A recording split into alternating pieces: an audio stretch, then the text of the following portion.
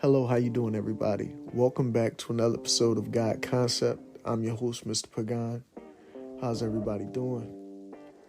I want to take this time to thank the Creator for giving me the insight and the foresight to see a farce that's going on within my community, my city, my municipality.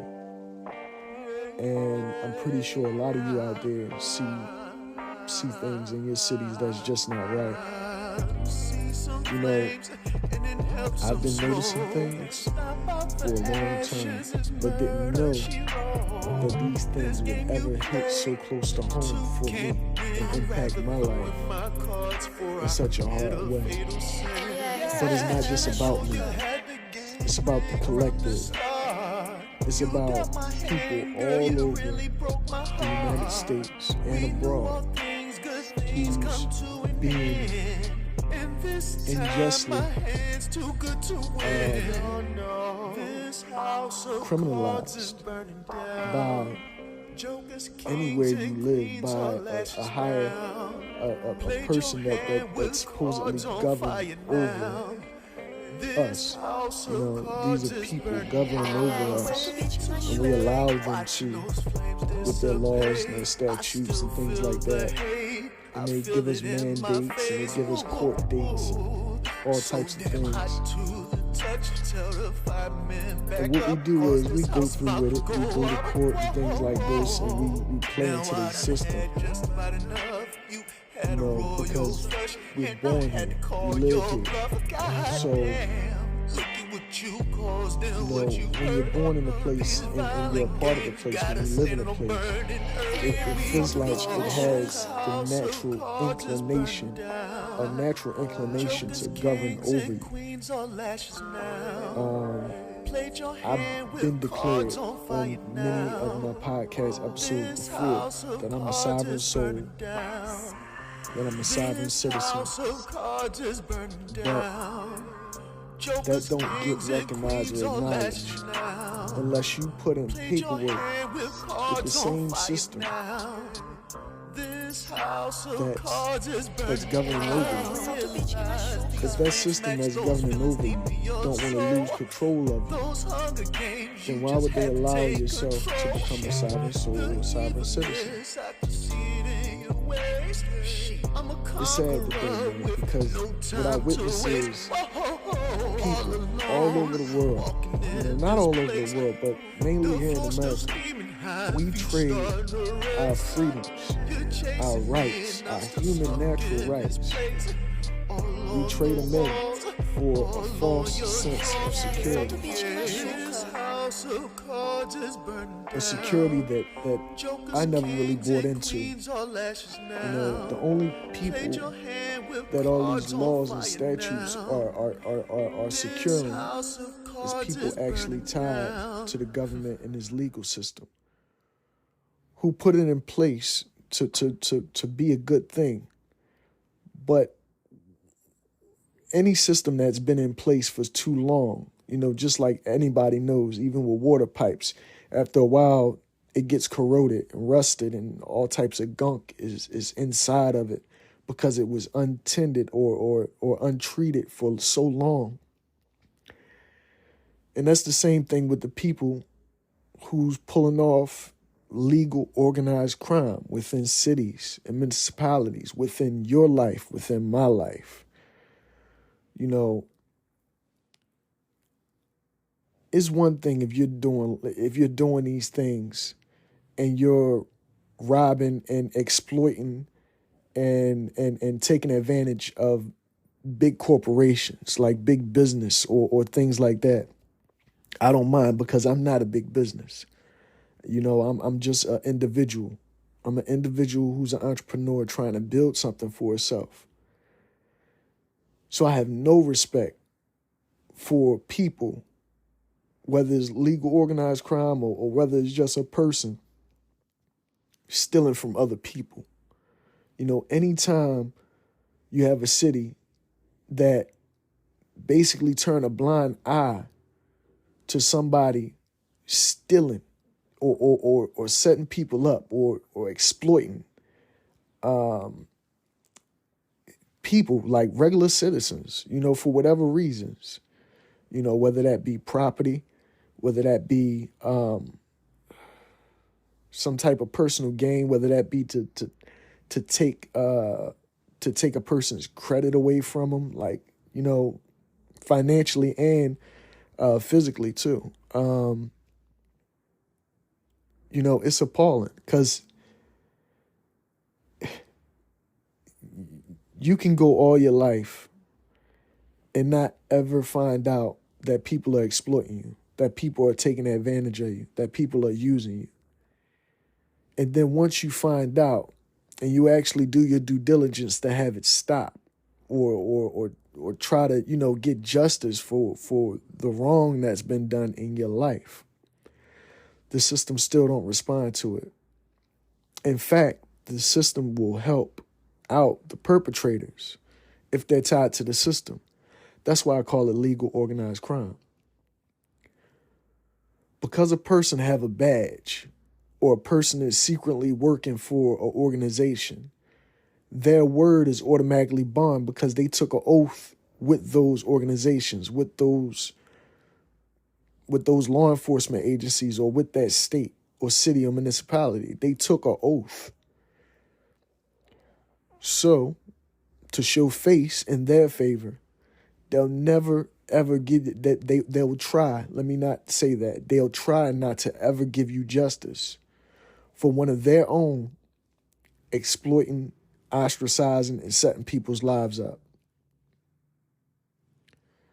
My only question is, do they know about this type of things that's happening? Like, do they know about it before you actually discover all the information and present all the information yourself? Did they already know about it? Or was it like, hey, this guy's bringing up let's start investigating this guy that happened to work for us or work under us or whatever. Everybody that works for the city is basically, working for the city.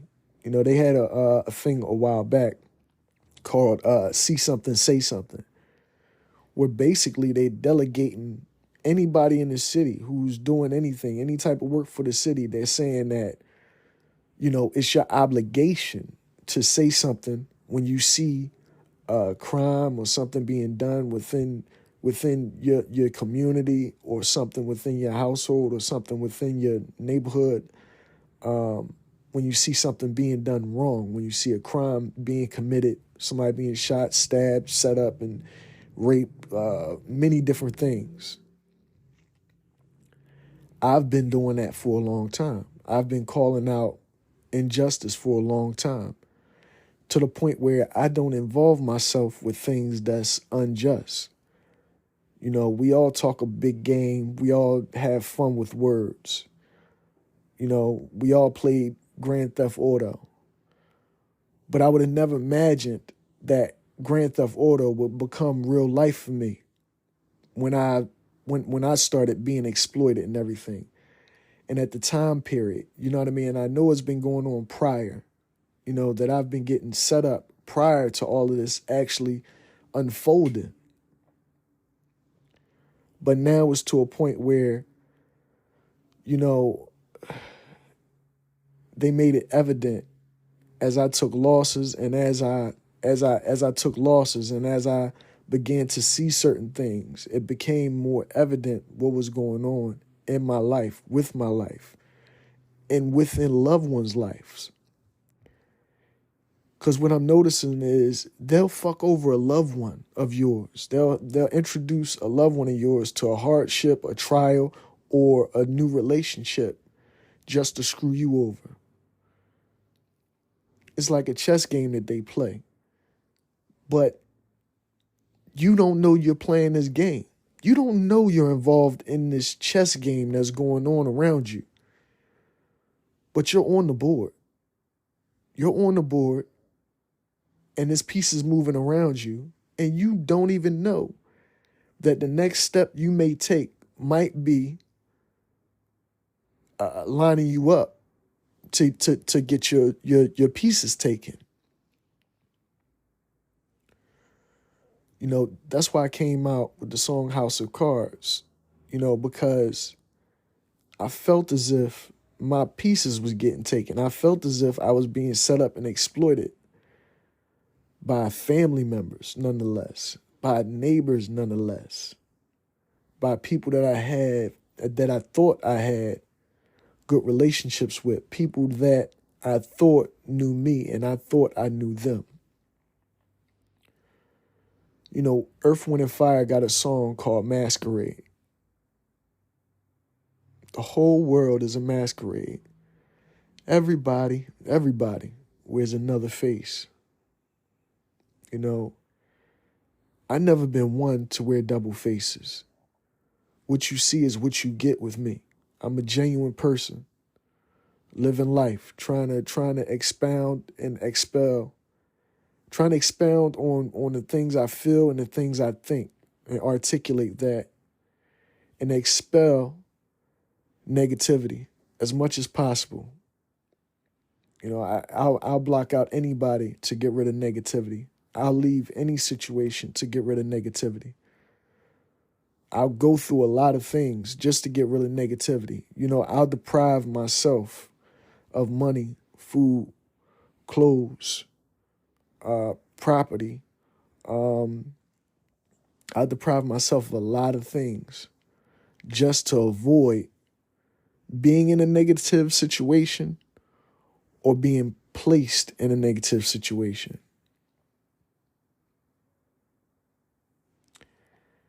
And I promote positivity. You know, the things that I try to create are ultimately positive. Sometimes it might have a dramatic underlying meaning because of what I'm going through. Or I might have words that are spoken in a different way because of what I've been through and what I'm currently going through.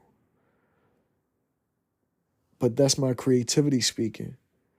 I try to expound more on what I'm thinking. I try to all the time to expand and broaden the way I think, you know, to keep me open-minded and to keep me grounded, you know, to what reality is, what I am here, you know, and what I am there, you know.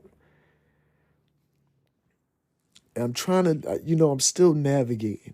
You know, everything is not completely figured out. Everything, you know, the puzzle is there. And I got all the pieces, but I'm just trying to fit them in the proper places. I'm trying to get the proper results that I want. You know, I want my puzzle to be completed with every piece in its proper place.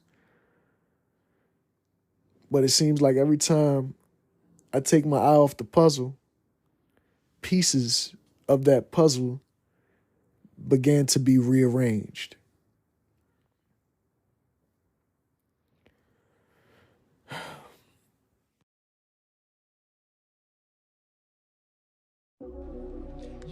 Now, this is the last episode of this season. You know, this is season 2, episode 51. This is the last episode of the season. And when I start my next season of God Concept Podcast, I want it to be more. Provided sometimes freedom really comes when you I want to take a different approach. I don't want to have the same problems, and I don't want to have the same rap when I come onto my podcast. But it's hard to move forward when you still got things in the rear view that's so close. You know, they on my bumpers, bumper to bumper traffic that I'm dealing with right now. My life is filled with bumper to bumper traffic, trying to move ahead, but I got a tow truck on my back, trying to pull me back. You know what I mean? They trying to repossess.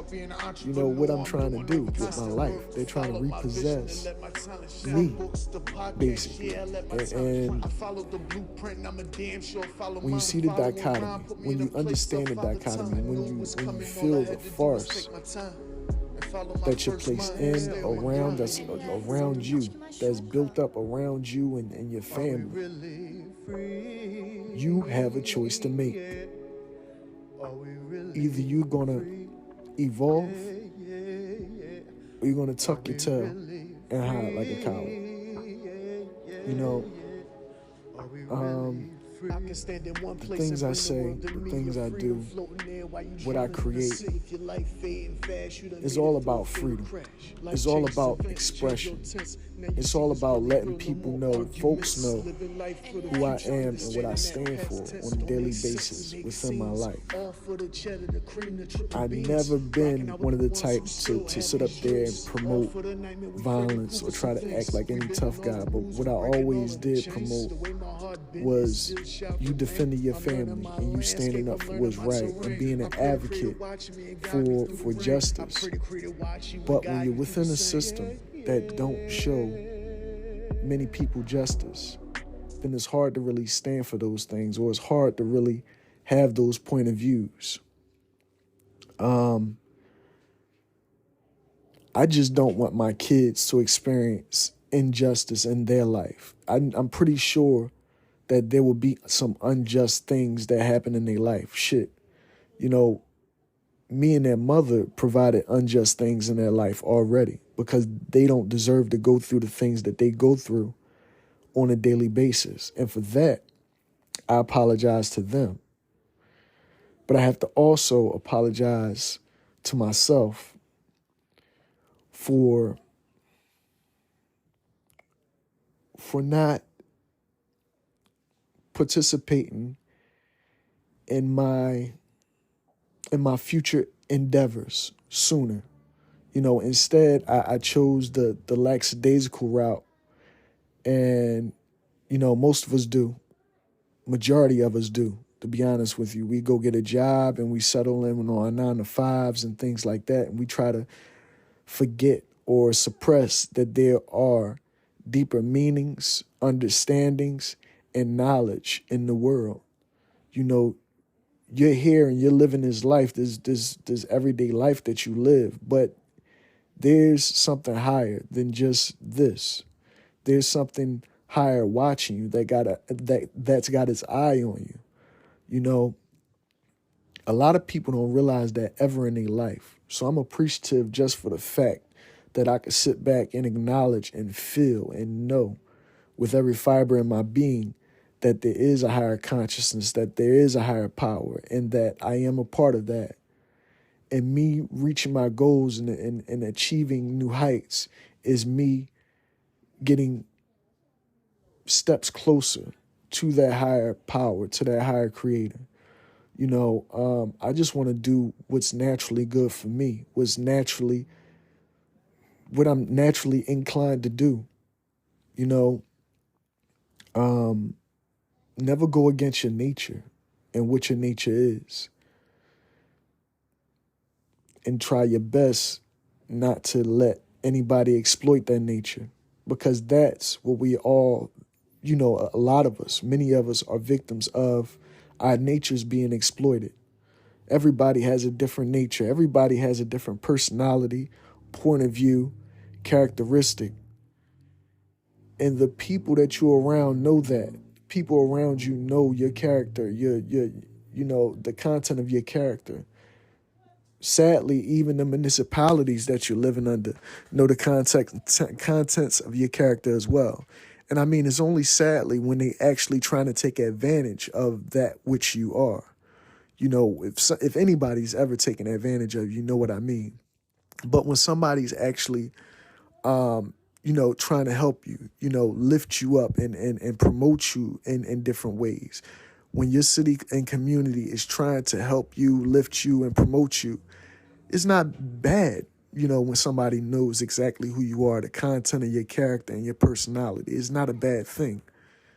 But when people know the content of who you are and they choose to exploit that, that's when it becomes a bad thing. Many of us are victims of that. You know, many of us have lovers that exploit who we are every day. Many of us are in relationships that exploit us every day. And many of us are in relationships with people that we don't even know that we have, because they're looking into us and they're, you know, looking with a judgmental eye or eye that of concern where there is no concern, or an I of manipulation where there should be no manipulation.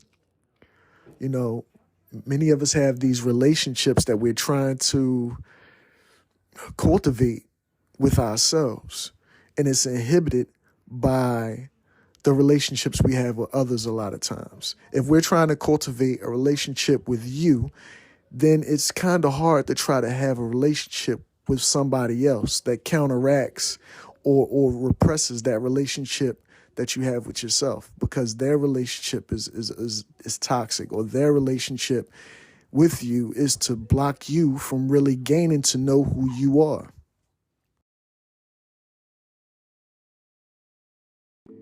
To get a better relationship with you, these are imperative things that we must do, because sometimes we go our whole life not knowing who we really are, you know, especially within our communities and things like that, because we're so mixed. You know, we have multiple sides of who we are. You know, you have a large gene pool, and your gene pool is based on basically who you are. You know, when you look up other ethnicities and cultures and races, that is a part of you. When you look up your last name, when you notice who you are. When I looked up and when I looked up my name and discovered Family Crest, when I looked up my name and discovered who Pagan, who the name Pagan really belonged to, and who the name Pagan really is, it means it means one whose understanding is different than others. And my understanding thus far has been different from many others. I think outside of the box. I don't think within the parameters that a lot of people think in.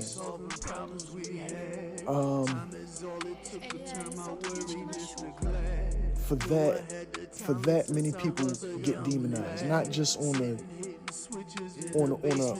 a deeper understanding of you. You know, we get demonized just on face value. You know, your name will slide across a desk, and just because of what your name is, you'll be shunned or ostracized or excluded. You know, just based upon how you look, sometimes you can be shunned, ostracized, or excluded from a person's life, from participating in some type of activity, what have you, or what it may be.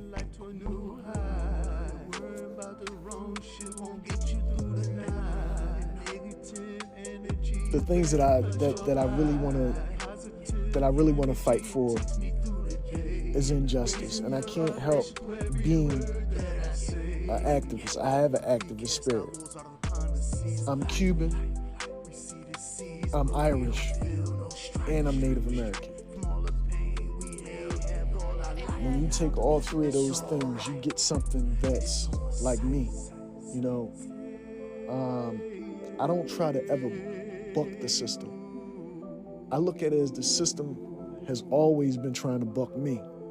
You know, in many ways. In many ways, there's so much injustice done. And it's, you know, it's imperative that we realize that the injustices done in our lives are systematic. The only time you're not being unjust or being unjustified in any way is when you're self-identifying, is when you're moving towards being what you want to be and what you want to do with your life. Because anything else is you being guided and you being led, or you being placed into a situation or a circumstance that someone else sees fit for you. We all supposed to have a level of integrity, a level of morals and values about ourselves. And a lot of times we don't have that integrity or that self-esteem or those morals and values, because we don't even know who we are as an individual, as a person, as a sovereign soul, as a sovereign citizen, because you're placed in an organization that's not allowing you to be sovereign at all. You know, when you're born, They give you a birth certificate to make sure that you don't have that sovereignty. And they send that birth certificate all over the world, the original, and place it in other people's hands and put your value in other people's hands. Now, I'm not saying that we're not supposed to have birth certificates. I know for a fact that in Cuba, you're not born with a birth certificate.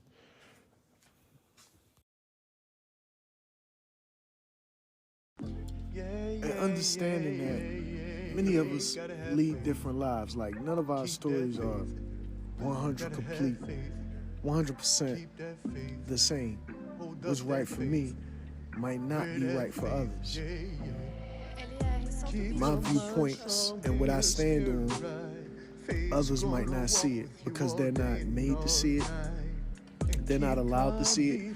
Or maybe they just never been through the things that you've been through in your life. So whatever your truth is, you gotta make that evident. Whatever your truth is, you gotta remain true to that. Because nobody else's truth can really be true to you.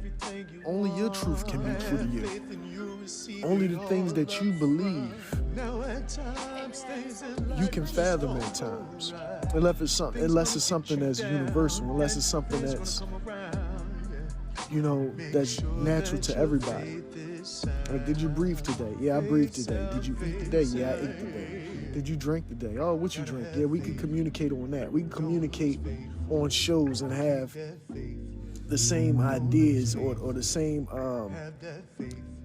thoughts about shows, about commonplace things. But when it comes to our personal lives, there's nothing commonplace about it. We all have similar stories, but the details, the intricate details are a lot of times different, sometimes similar, but a lot of times different because we're dealing with different people. So it can't be 100% the same. We're dealing with different characteristics and personalities and different people that we're dealing with in our lives. Unless you have somebody in common, then you got to realize that that person's personality and characteristic is who that person is. You know what I mean? It don't change because of somebody else unless they're being fake. You know what I mean? Their personality and characteristic and who they are don't change just because they're dealing with somebody else or they're in a different atmosphere. You are who you are unless you're faking. And in a lot of ways, that's what I see. That's what I see in a lot of ways in Philadelphia. Here in this municipality, I see a lot of fake shit. People pretending to be what they're not. People taking positions that they know they shouldn't have. People exploiting other people with those positions that they have. Weak people do that. Weak people will take a position, let's say at a post office, just to exploit that position. People will take a position as a law enforcement agent just to exploit that position. But them exploiting that position allows them to exploit others. We got to take into account the people that we place in these positions. A lot of times we don't place people in these positions, even politically. You can go out there and vote for whomever you want, and you could be placing the right person in office.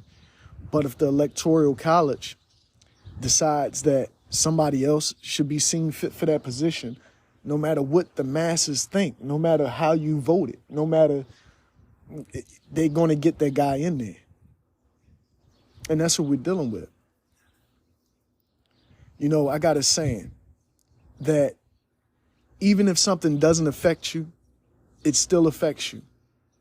Because we're all here. It's a collective. It's a collective consciousness. It's a collective intellectual pool. It's a collective spiritual pool and thought pool. And physically, we're different. We're in different places physically. The way we think, the way we eat, where we are, what we do for work, and how we interact with others. We're all different. But things that don't affect you still affect you. because we're all here living under the same thing. If somebody goes and do some crazy shit out there in the world or in your city or wherever, next thing you know, everybody will be under stricter, tighter laws or rules because one person or group of people did something stupid that people deem shouldn't be done, or the government or municipality deemed shouldn't be happening. So now everybody's living under a certain rule or regulation when everybody didn't cause the problem. If everybody doesn't cause the problem, why should everybody be a part of the solution? That's because even if something don't affect you, or even if something you didn't do, or it still affects you in a way. You know, it's one of the laws of attraction. You know, I don't want this episode to go too long and drawn out, but I do want to thank everybody who's been listening, who's been supporting, whether that's been physically, verbally, financially. I want to thank all of you for just tuning in. You know what I mean? For just being a fan, a listener, a skeptic of mine, if you will, just for that alone. You know, this journey is not one that I take alone. There's people that dealt with the things that I'm dealing with in life, in my day-to-day goings and comings. And there's a lot of people that's going to continue. I don't know where I'm going with this, but thank y'all for listening. There's a lot of people that's like-minded out there, and I like to thank them. And to the ones that's not so like-minded, who's just listening just to be a skeptic or just to give some opposition to whatever I'm saying, thank you too. You know what I mean? It is what it is. At this point, I'm just letting people know what I'm going through. I'm letting people know my story and my truth. And my truth can't be nothing but true because I don't lie. You know, I sit here and I bare my soul on this podcast. You know, I'm trying to get better at, you know, being me. You know, I'm trying to be a more proficient, more well-rounded me. I'm trying to get on regiments in my life, workout regimen, work regimen, and everything in my life. But some things inhibit that. You know, some situations get placed upon you, or you get thrust in situations that inhibit you trying to get your lifestyle in order. You know, I like to wake up in the morning, you know, work out, listen to some music, drink tea, coffee, probably smoke a little bud, you know, and make some music or make some books or do the podcast or whatever. That's what I try to do. And I try to make that gain. I try to let that content gain revenue, finance, so I can take care of my children. You know, because given the things that I've been through, I really don't have any family left but my children. They're the only ones that I trust, the only ones that I see on a daily basis. I have loved ones and things like that, but those children are all that I have. And that's who I'm making this stand for, and this stance for in my life. See, if you listen to no other episode of my podcast, you got to know that what I seen was systematically this type of thing being done to generations of my family. People following around or exploiting or manipulating my grandmother's life, my uncle's life, my Uncle Freddie, who passed away, Freddie Brodus, my grandmother, Dorothy Brodus, my mother, Karen Brodus. I seen people exploit and manipulate her life. And what you're witnessing now is the exploitation and the manipulation of my life. And I'm documenting that. I'm blowing an air horn about that because it shouldn't continue to go on.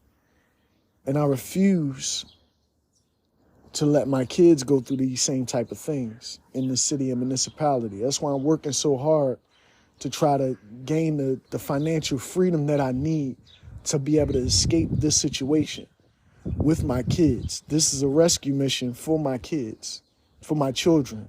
I hate calling them kids because they're not baby goats, they're children. You know, and that's all it's been about. You know, trying to demonize any man that's looking out for the well-being or welfare of their children is plain old demonic. You know, plain old, that's Satan right there. That's Shaitan right there. However you want to say it, that's of evil. Anytime you're trying to demonize a man trying to look out for his children and make sure they're not a statistic of a system that make people statistics systematically, you know. So with that, there you go. And that's my episode of God Concept. This is the last episode of the season. So yeah, check it out, run it back, replay it a few times. Go out there and buy the literature, which is also artwork.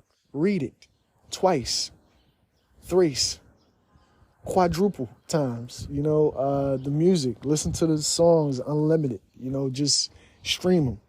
You know, I'm charging the streaming companies. I ain't charging y'all nothing. Y'all can download it, stream it. You could buy it if you really want to support. That'll be great. You know, I'll pat you on the back when I see you if you buy a song. But yeah, man, I just want to say I love y'all. I'm a loving person. You know, right now I'm just going through a lot. And, you know, I just like to thank God for the wherewithal and the inclination to even start something new and start a new chapter. Instead of taking everything that I've been through and making it a negative, I took everything that I've been through and I made it a positive.